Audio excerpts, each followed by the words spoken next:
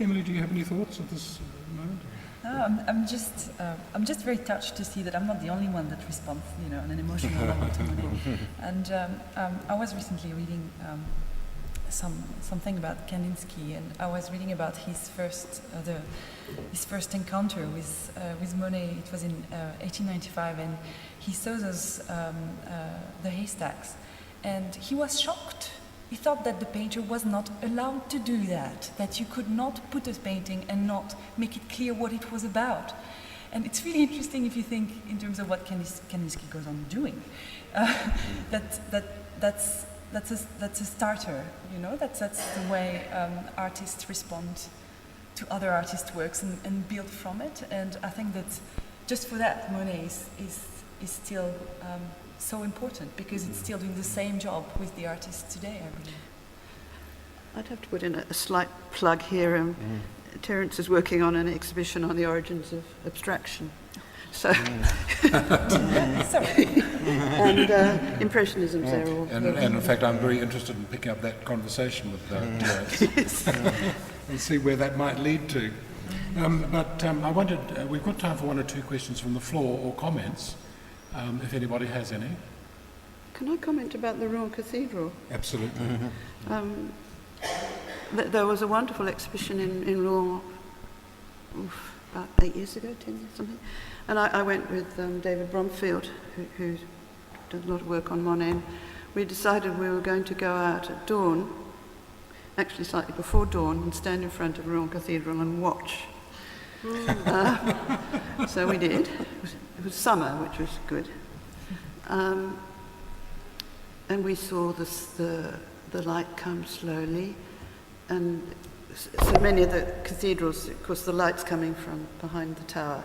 So it lights the right-hand side of the big tower. And we watched and we watched, and it gradually became illuminated. It remained grey. Either Monet saw things that we didn't, or it was grey. And we sort of went off rather crossly and had coffee and croissants. And we expected illumination. Now, it's one of a marvelous trick, perhaps, that he persuades us that those colours were there. But maybe it was grey. Maybe it wasn't grey, but it was a very extraordinary thing, because there's nothing, you know, paint's a solid lump, it's material. It's not light. So Cézanne said the same thing, you know, to create something parallel to nature, to give you the sense that it's light. So it's complex. Maybe we have to go back in March, because that's when he painted. I've also wedged myself into the corner, and at a more civilized hour, I have to say. And not only is it very grey and very stony, but it's also full of detail. And there's no way that you could summon up all of that steam and